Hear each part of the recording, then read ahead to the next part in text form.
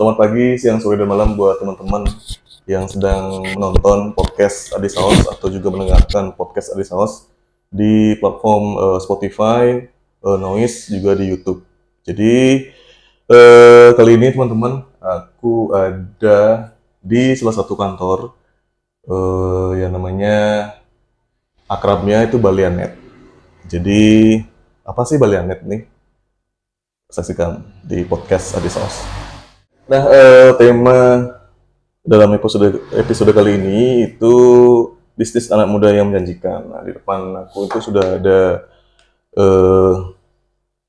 narasumber lah istilahnya. Narasumber. Jadi ada Kadek Dias Prayoga. Halo, selamat. Selamat pagi, siang, sore, pemirsa. Halo. Jadi terima kasih sudah meluangkan waktunya di podcast Adi Saus. Nah, jadi oke, Pak, lancar Pak Dek? Aman, masih omsetnya aman Pak Dek? Industrinya masih bagus, revenue-nya masih bagus. Oh, tapi aman semua berarti ya? Aman. Astungkara aman. Bisa diperkenalkan dulu Pak Kadek? Jadi, halo teman-teman, di sini aku dari Balianet. Ya, Balianet itu adalah sebuah ISP. Kalau nggak tahu ISP itu adalah Internet Service Provider atau bahasa Indonesianya penyedia layanan jasa internet. Jadi kami Balianet itu bergerak di bidang layanan jasa internet. Kalau teman-teman tahu, layanan jasa internet itu menyediakan internet atau wifi ke rumah-rumah. Nah, gitu. Jadi kita ini adalah patut berbangga gitu ya. Jadi Balianet ini adalah salah satu ISP lokal Buleleng gitu. Nomor 2, nomor satunya ada mungkin bisa cari aja sendiri. Kalau kita dari nomor 2 di di Buleleng. Tapi yang anak muda nomor 1 mungkin di Buleleng. Gitu aja sih. Siap. Kalau umurnya berapa sekarang, Pak? Dulu jelek, kayaknya jelek sekali bilang Pak Dek itu ya. Tak panggil siapa ya panggilannya? Kalau saya sih biasanya yoga aja yoga. biar panggil akrab. Yoga aja berarti ya, panggil yoga. Umurnya berapa sekarang? Yoga. Sekarang sih 28, tapi start berbisnis saya di umur 24 tahun. 24 tahun. Habis kuliah saya kerja sebentar selama 8 bulan, habis itu langsung bikin bisnis. Yoga. Jadi sebelum lanjut nih Yoga, coba bisa nggak sedikit cerita lah begitu awal mulanya berdiri di Balianet dari awal sampai bisa di titik ini begitu loh. Pasti kan juga ada hambatan, entah itu dari pendanaan, dari banyak lah ya untuk rintangan-rintangan di jalan. Mungkin bisa sharing lah sharing dikit ya. Kalau sharing gitu aku biasanya sih panjang gitu ya. Panjang ceritanya ini. Jadi dulu tuh awal itu saya tuh kerjanya di swasta gitu, jadi karyawan. Jadi karyawan punya penghasilan waktu itu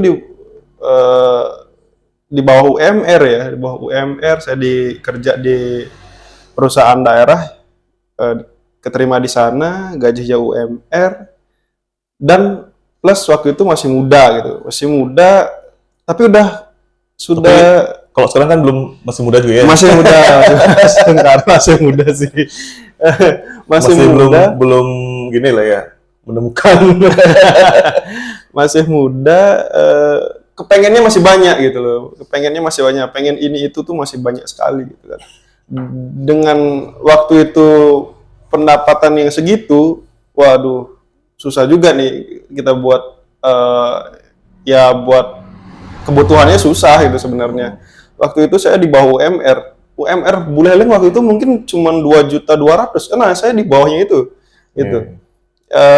Dengan keterbatasan itu, saya punyalah kegiatan lain selain menjadi karyawan gitu. Kegiatan lain saya itu berupa trading. Waktu itu zaman trading. Habis trading.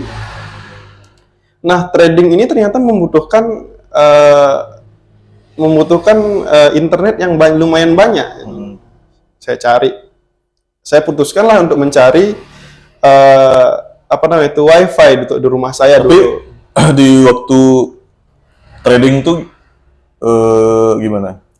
Waktu trading itu menjanjikan sekali. Penghasilan, pasti kan ada penghasilan di trading. Ya, penghasilannya itu lumayan bagus waktu itu. Nah, tapi penghasilan yang lumayan bagus ini juga harus dibarengi harus disupport dengan kuota yang banyak gitu. Iya. Otomatis. Berarti, gimana nih buat lagi on fire nih di trading, tapi koneksinya kayak tai gitu. Berarti kan kita harus ya bener-bener. Waktu itu internetnya bagus ya, cuman itu loh, kita terhalang sama kuota.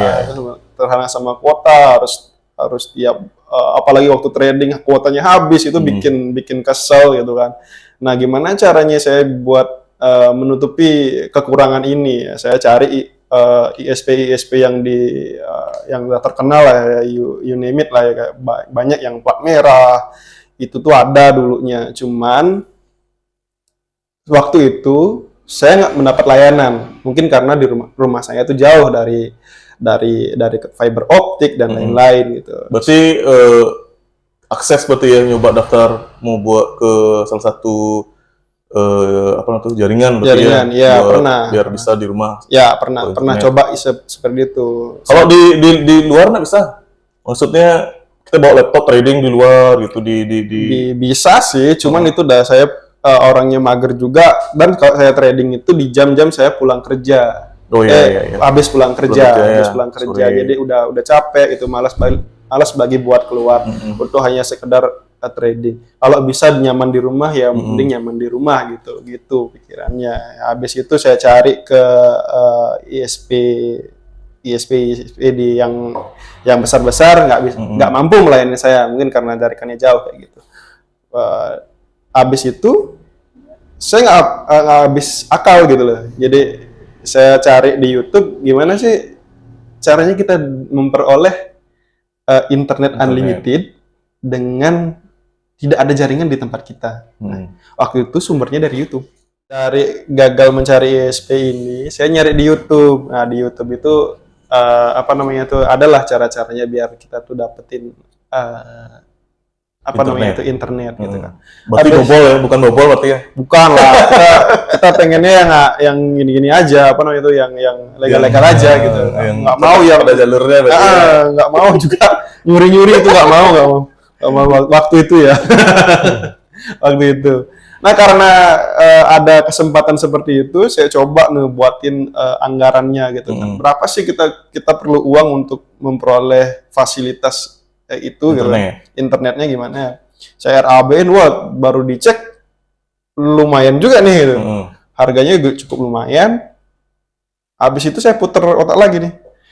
Gimana kalau saya cari teman-teman juga yang kemarin susah juga gitu ya. Nyari internet, saya ajakin, saya gabung sama saya, kita urun dana lah gitu deh. Jadi kita jualin lah istilahnya gitu ya. Enggak, waktu itu belum mau jualan sih. Kita urun dana aja udah, sama-sama untung gitu. Biar ada aja internet gitu ya. Iya, biar kita sama-sama menikmati internet. Padahal di sini kan kalau sekarang ya, kita ngomong sekarang ini kan internet udah masuk berarti ya di sini. Tapi dulu ada nggak kurang lebih sekitar 5 tahun? 5 tahun yang lalu berarti belum 2018 itu. Masih susah sini ya. Masih susah. Padahal jalannya kan aspal ya. Ya udah jalan udah bagus ya. Cuman infrastruktur untuk internet belum ada waktu itu. Kita inisiatornya saya kasih ke teman-teman gimana kalau kita bikin infrastruktur yang bisa kita gunakan bersama untuk mengakses internet. Kayak gitu. Nah, kebetulan waktu itu cita-cita mulianya begitu. Tapi dengan segitu banyak orang, ternyata animo masyarakat itu makin dikumpulin makin banyak gitu. Nah, saya putuskin lah buat dijualin. Berarti internet kita jual.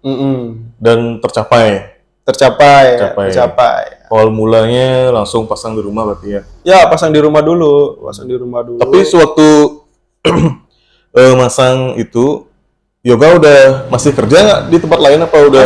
Masih kerja, masih punya penghasilan dari pekerjaan.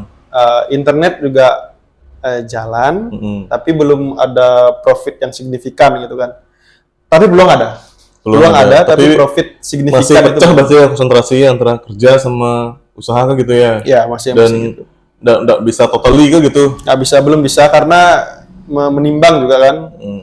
Menimbang penghasilan dari internet itu belum sebesar untuk gaji saya gitu. Jadi menimbang itu juga, jadi saya kerjain dua profesi sebagai Berarti dari tahun karyawan. 2018 berarti gitu ya. Ya, 2018 akhir November. 2018 itu berapa tahun jalan Yoga mutusin buat udahlah aku cukup nih resign dari kantor gitu.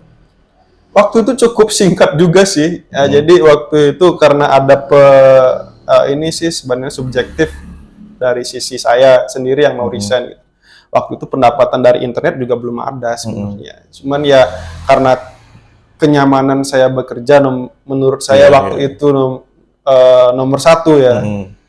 Lebih baik saya nyaman bekerja, gaji kecil daripada penghasilan kecil daripada kerja gitu ya. daripada saya nerusin tapi nggak nyaman gitu. Nggak nyaman. Saya waktu itu ada pergantian apa namanya itu kepemimpinan di perusahaan. Saya ngerasa udah cukup lah buat di sini gitu. Karena menurut saya waktu itu potensi saya itu nggak hanya segini gitu waktu itu. Saya putusin untuk apa namanya itu untuk memulai wirausaha. Habis itu tapi butuh waktu berapa lama tuh dari 2018 itu kan 2018 itu memulai usaha 2018 November. Untuk kalau nggak salah itu saya cuma selang beberapa bulan itu saya berhenti. Sekitar 5 bulan 5 bulan dari usaha dari awal usaha. Dari awal usaha itu berani sekali waktu saya itu. Lumayan. Tapi itu kan kantor itu belum ada. Kantor belum ada. Kayak seperti ini berarti ya. Wih, keren kantornya. Mudah-mudahan podcast Adi Saus punya kantor kayak gini nanti. Astagfirullah punya studio nanti. Studio buat podcast sih. Apa itu? Cuma 5 bulan ya, gila tuh. Ya, 5 bulan. Dan itu instalasi sendiri. Waktu itu marketingnya dari mulut ke mulut. Dari mulut ke mulut. Dan bagusnya audiens mau menerima dan ikut begitu ya banyak. Ya waktu itu kan mungkin di kalangan keluarga juga pasti kan. Ya mungkin karena waktu itu pertama karena sama-sama nggak ada pilihan mungkin ya. Trust itu muncul gitu. Jadi waktu itu nggak ada ISP yang mau ngelayanin pelanggan di daerah saya. Nah kebetulan saya punya komunitas gitu, teman-teman yang nggak ada bisa dilayanin. Nah saya ditanyain sama warga gitu, bisa nggak saya ikut juga kayak gitu waktunya konsepnya gitu.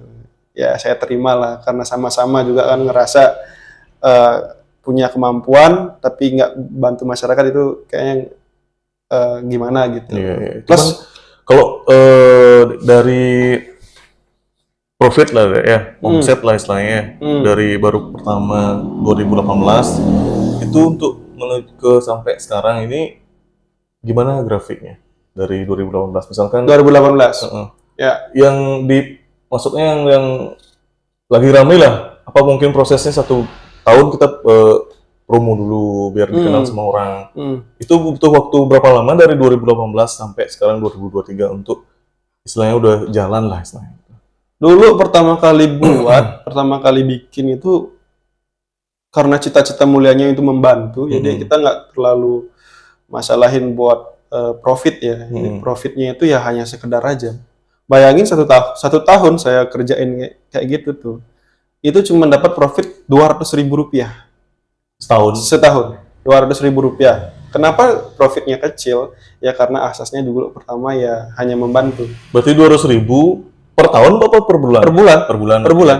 Ya, cuman setahun itu ya dikaliin aja 200.000. Gitu. Karena ada banyak trial and error.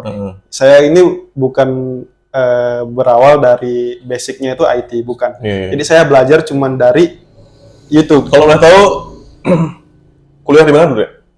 Dulu saya kuliah di Jimbaran, jurusan Jurusannya akuntansi. akuntansi. Ya. Berarti nggak ada bisnisnya. Nggak ada bisnis. Ada bisnisnya, jadi bisnis sekarang. Wih, keren. Ada bisnisnya, udah Ada modal bisnisnya. modal berani aja tuh. Berani. Ya, betul. Itu habis 1 tahun itu banyak trial and error, belum ketemu partner yang tepat, masih sendiri, kerjain semua sendiri, marketing sendiri, instalasi sendiri, ya atau ibaratnya kayak tukang lah gitu, Iya. belum bisnis lah gitu. Setelah 2018 berakhir, di pertengahan itu saya ketemu sama temen lama dulu, temen SMP. Berarti awalnya kan sendiri berarti bukan Sendiri. Jadi ada om sih sebenarnya, ada omnya, cuman dia punya bisnisnya sendiri, saya punya bisnis sendiri. Dia jalani sendiri, saya jalani sendiri. Habis itu ketemu temen. Nah, setelah ketemu temen ini, dialah yang jadi pionirnya gitu. Jadi dia yang nge-support teknisnya. Saya tinggal jualan aja. Iya. Berarti kan lebih ketemu sama orang yang tepat. Klik, otomatis kan besar gitu jadinya. Ya, betul sekali. Nah, mungkin ada kan misalkan kita ngeluarin modal nih, misalnya 100, ya setidaknya 50 kita keluar lah. Dari 50 kita bisa spend untuk yang ke lain gitu. Ya, uniknya dulu tuh saya nggak pernah keluarin uang. Usaha ini nggak pernah keluarin uang. Kalau usaha ini, Balianet ini, kalau boleh tahu berapa sih modalnya? Nyambung dari pertanyaan tadi ya. Jadi saya tuh nggak perlu ngeluarin uang di sini. Jadi uang yang kami dapat di awal pembentukan ya, pendirian gitu. Pendirian itu nggak pernah kita ngeluarin dari owner gitu. Owner ngeluarin uang buat jadi modal. Nggak. Jadi kita setiap ada proyek, ada pemasangan internet, itu kita selalu keep ke dalam. Kita taruh ke dalam. Nah, uang yang masuk inilah yang kita putar sampai sekarang. Kayak gitu. Lanjut lagi cerita yang tadi, ketemu orang yang tepat, dialah yang mendesain. Dia yang mendesain ya jaringan, mengkonsep jaringan, membuat ini lebih teratur. Nah, dulu tuh saya tinggal colok-colok aja. Orang tuh nggak ada limitasi. Kalau di internet tuh ada limitasi namanya. Beli 150.000 dapatnya segini. Itu tuh nggak waktu saya hanya sendiri. Nah, ketika teman saya datang, dia ngerti konsep, dia ngerti IT, dia yang membantu saya untuk bikin sistem yang proper. Menurut saya waktu itu, propernya kayak gimana? Ya, kita harus punya paket, kita harus punya punya sistem monitoring kayak gitu tuh lah yang penting gitu. SOP pemasangan, SOP penanganan gangguan kayak gimana gitu. Tapi sebelum masuk ke kantor, ini kan di luarnya ada tower. Tingginya kurang lebih berapa tuh? 20 meteran. 20 meter. Itu nggak pakai duit ya? Dulu tuh waktu itu belum. Jadi kita tuh waktu itu tuh kan urun dana ceritanya. Ya urun dana tuh dari teman-teman, uangnya dari teman-teman yang pengen join internet. Tapi dulu waktu dulu itu tingginya emang 20 meter. 20 meter. Sekarang juga 20 meter ya? Sekarang udah naik. Sekarang tuh kan ada sekitar 25 sekarang. 25 meter sekarang. Yeah. Dulu tuh bikinnya tuh 20 meter monopol, sekarang udah triangle. Berarti aku ngambil kesimpulan, masa sih buka usaha nggak pakai modal gitu? Terus ini kalau boleh tahu omsetnya berapa sih, Dek? Susah dulu ada kalau dulu tuh sih ya sekitar puluhan dulu. Sekarang itu ya dulunya kapan? 2021 deh. Kita ngabungnya itu baru 2021 ke 2022. 2021 udah puluhan ya. Kita ngambilnya berapa persen nih dari puluhan itu masuk ke ya itu kan join ya. Berarti ini yoga join sama teman-teman. Nah, lumayan tuh. Berarti kejar kan? Kejar ya lumayan hampir. Enggak gitu juga. Gitu. Dulu tuh gini, di waktu pertama membangun memang gitu kita nggak punya nggak pakai duit gitu kan. Setelah itulah muncul, setelah trial and error itu. Nah, ketika ada permasalahan, waktu itu sempat yang patah nih. Jadi tower kita sempat patah dulu waktu pertama kali bikin instalasi. Nah, ini yang perlu duit.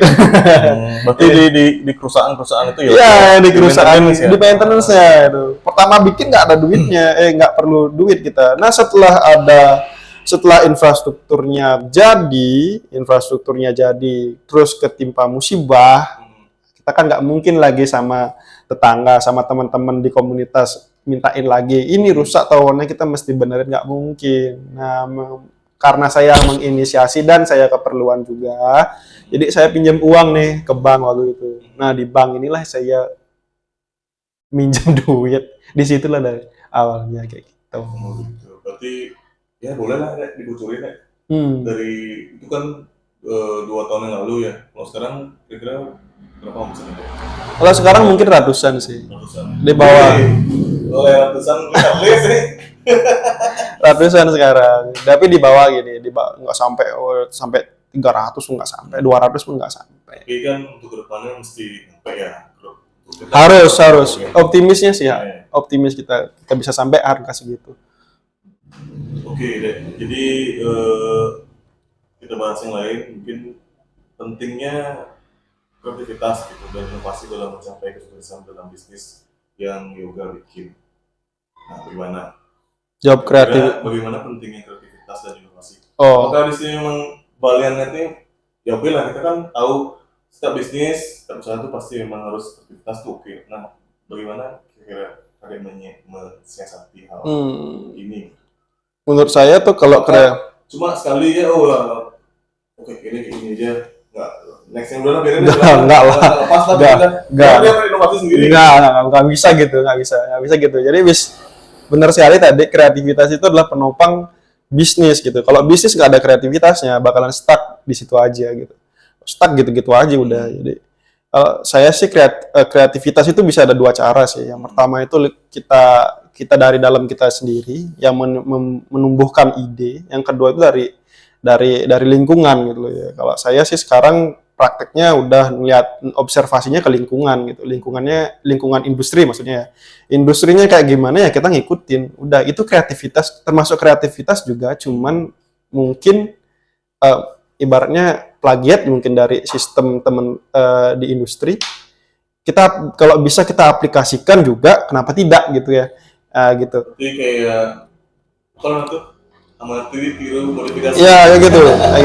Kayak saya pakai itu. Dulu tuh ya di zaman 2020 itu kan. 2020 itu peningkatan permintaan internet itu tinggi sekali karena Covid kan. Semua orang beralih ke digital kan. Mau Zoom, mau Meet, mau bla bla bla lah, dari aspek sekolah, kerjaan, yang nganggur pun udah pakai Zoom. Mungkin chat-chatan udah ganti jadi ngechat jadi video call gitu, pacarnya kan gitu. Kayak gitu. Peningkatan permintaan internet di 2020 sampai 2021, waktu itu saya nggak mikir. Maksudnya nggak mikir itu gimana? Orang itu butuh internet. Saya mau jual berapapun orang itu mau gitu. Jadi orang mau saya tawarin, ini internet segini, kalau kamu segini mau? Enggak, udah nggak usah gitu. Mereka mau aja karena pertama mereka butuh, kedua cuman kita yang bisa ngelayanin mereka gitu loh. Waktu itu jadi bargaining power kita ya itu 2. Tapi pernah nggak deh juga mumat otak canak gitu, stres kan pasti nggak keluar tuh kreativitas. Gimana caranya masa? Ya. Ada hal yang ya. Itu belum sampai sana tuh. Nah, 2020, 2021 itu saya happy-happynya itu karena jualan itu enak gitu. Nggak butuh kreativitas. Enak. Apa pesaingnya mungkin dikit? Iya, pesaingnya sedikit. Yang siap cuman kita. Yang waktu itu ya dari kesiapan infrastruktur karena kita bangunnya itu infrastruktur wireless. Jadi gitu. Infrastruktur wireless itu masih jadi primadona waktu itu. Jadi teman-teman yang nggak bisa mendapatkan internet, mau kita jualin berapapun mereka mau. Nah, itu waktu itu saya. Jadi untuk anak muda ya. Kan murah ya. Nah, kira-kira apa? Ya gimana biar ya kayak gitu. Orang itu nggak mikir udah harganya mahalan sedikit yang penting dapat gitu waktu itu. Belum mumet tuh beli. Belum mumet. Tapi sekarang udah mulai mumet. Masuk 2022. Ini mulai mumet. Masuk 2022, kompetitor makin banyak. Mereka sudah siap dengan infrastrukturnya. Rumah. Iya. Sekarang bawa beli, kalau beli lihat di jalan itu tiang telekomunikasi udah kayak pagar rumah mungkin. Udah berderet 7 sampai 8 provider mungkin di depan rumahnya kayak gitu. Karena heran ini jadi gelap tuh. Kita yang ya anggaplah lokal ya, ngapa kita yang bergerak itu mungkin dia karena backupnya besar. Ya mungkin modalnya satu. Nanti kan ya. Pak Erick Thohir kan. Berset banget. Pertanyaan ngelah gini lah. Iya. Ngelah lokal player ya. Leleng nih Pak Erick. Leleng nih bos gitu. Ya seiring bertumbuhnya mungkin nanti. Kita nggak pernah tahu rezekinya kan gitu. Itu udah mulai 2022 mulailah momen itu, kompetitor makin banyak, harganya kompetitif, semakin kompetitif. Karena yang besar-besar juga ibaratnya kue mereka juga nggak mau diambil sama kita yang kecil gitu kan. Nggak mau mereka. Jadi mereka tuh punya penetrasi lebih tajam. Blank spot dihabisin sama mereka. Ya intinya mereka kuat. Padahal tuh blank spot ya, bisa ya dengan gini ya, dengan uang dengan modal yang lebih besar. Kalau kita ya mekanismenya dicari sendirilah teman-teman. Mekanisme mereka coba diterka-terkai dulu. Kalau saya sih mereka itu waktu itu lagi ngetrennya startup. Kalau analisis saya ya. Jadi dulu 2022 itu lagi ngetrennya startup di bidang teknologi gitu ya. Mungkin dari pendanaan modal asing mungkin mereka dapat, jadi mereka tuh seakan-akan sangat mudah untuk buat infrastruktur. Kita setengah mati nih, pengusaha lokal setengah mati nih mau bikin infrastruktur tower aja perlu dana yang lumayan bagi kita gitu. Mereka yang mungkin tinggal presentasi sama investornya, dapat uang udah bikin aja udah kayak gitu mungkin ya. Terus kita nggak tahu juga. Kalau bicara bisnis gitu kan bisnis pasti ada resiko gitu kan. Nah, ini caranya ada yoga untuk mengelola risiko dalam bisnisnya yang ada itu terutama sebagai pemuda lah gitu ya. Gimana caranya? Resiko tuh ada aja gitu ya. Resiko tuh ada, kalau saya balik lagi, resiko tuh ada dua, internal, eksternal. Yang bikin saya pertanyaannya bilang dua. Ya, pertanyaannya mungkin gini aja ya. Risiko perusahaan ini risiko keberlangsungan usaha gitu ya. Jadi ada dua. Jadi internal sama eksternal. Yang pertama eksternal dulu. Internal dulu. Internalnya kalau mitigasi resikonya ya mesti mengelolanya dengan baik. Contohnya gimana? Menahan diri ya biasanya sih. Pengendalian diri ini sebenarnya. Jadi kalau di internalnya umpamanya salah satu karyawan kita ada yang mengeluh, kita adakan caranya tuh adakan rapat review sih kita. Budaya kita tuh budaya mereview. Di Balian itu ada budaya mereview. Jadi selama 1 bulan kita bekerja, kita di akhir bulan kita selalu review. Apa sih yang kurang? Apa sih yang menjadi kendala di lapangan? Bagaimana kepuasan pelanggan kayak gitu. Kalau banyak gangguan di awal bulan sampai akhir bulan, apa sih yang membuat itu? Apakah infrastruktur kita yang jelek? Apa layanan kita yang kurang bagus kayak gitu? Selalu kita review. Untuk yang eksternal, nah ini yang butuh kreativitas. Kalau nyambung sama yang tadi, masalah kreativitas, dulu itu 2022, kompetitor masuk, harga makin kompetitif. Mereka tuh bikin bikin promo mereka. Caranya mereka untuk menggait nasabah yang sudah berlangganan sama orang lain, mereka tuh bikin promo. Bikin promo itu kayak gimana?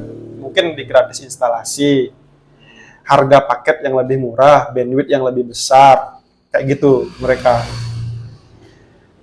Kita balik lagi introspeksi dengan data ini, dengan 3 data yang tadi, ya pakai cara yang tadi, amati, tiru, modifikasi. Nah, kita juga bikin yang kayak gini. Ini juga termasuk kreativitas. Mungkin kreativitasnya bukan dari kita, tapi dari lingkungan, kayak gitu. Kita bikin juga untuk paket-paket promo. Kalau dari Balianet yang spesial apa deh? Maksudnya kan ini banyak nih, ada kayak jual yang wifi gitu. Ya. Banyak nih. Yang paling dijual banget lah di Balianet ini. Maksudnya produk unggulannya.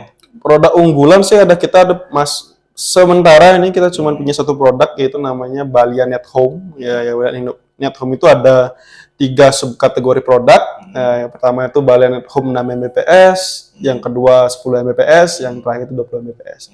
Ini yang kita jual, produk unggulannya. Cuman untuk nilai added value dari Balia Net itu yang paling kita tonjolkan adalah kekeluargaan. Kalau saya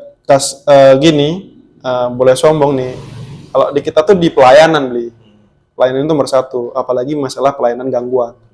Nah, kalau di gangguan kita sih punya SOP 1 hari harus selesai. Nah, ini yang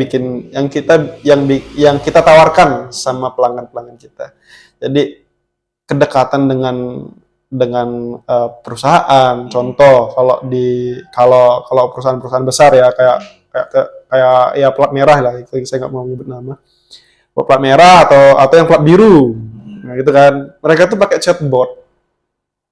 Chatbot tuh kayak apa? Contoh, kalau ada gangguan kita nggak bisa langsung balas-balasan teks gitu loh sama customer service. Nah, di Balian ini kita menyediakan chat balas langsung. Jadi nggak perlu chatbot.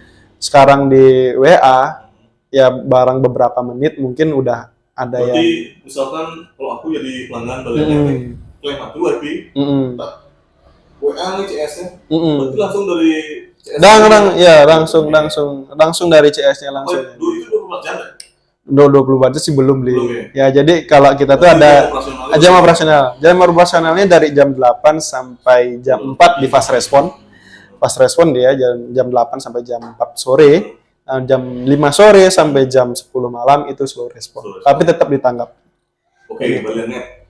Ini kan untuk sentralnya kan di Panji gitu ya, Panji. Kalau yang belum tahu, Panji di Balian di Singaraja, Bali juga. Ini udah mencakup di mananya deh? Kan ini sentralnya, anggaplah Panji itu kan tengah-tengahnya, di kota Singaraja, itu utara.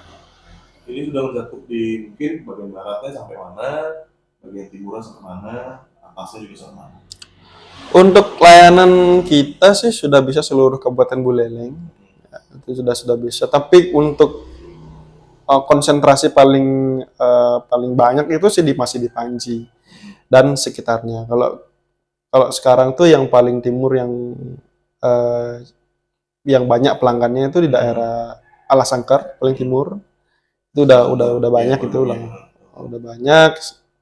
Kalau gini masuk nggak? Di bawah Alasangkar itu apa namanya? Apa? Di Penarukan, Banyuning, lurus belok kanan. Jinang Dalam masuk? Jinang Dalam udah masuk, tapi cuma mungkin karena di sana udah ISP yang lain masuk, jadi kita kurang kompetitif lah di sana gitu. Gitu. Di Alasangkar, di Solo Singaraja udah ada juga. Udah ada. Kalau di barat?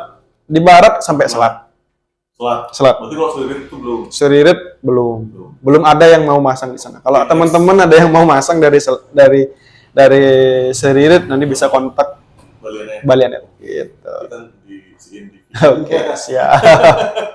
Oh iya, tapi ya ke depan mudah-mudahan sih ya bisa mencakup semua dari barat sampai timur. Kayaknya sangat gimana ya? Bisa dibilang lumayan besar juga nih. Nah, ini kan termasuk internet nggak pernah mati ya, nggak ada mati mungkin ya ke depannya ya. Ya, Oke deh, jadi nyambung ke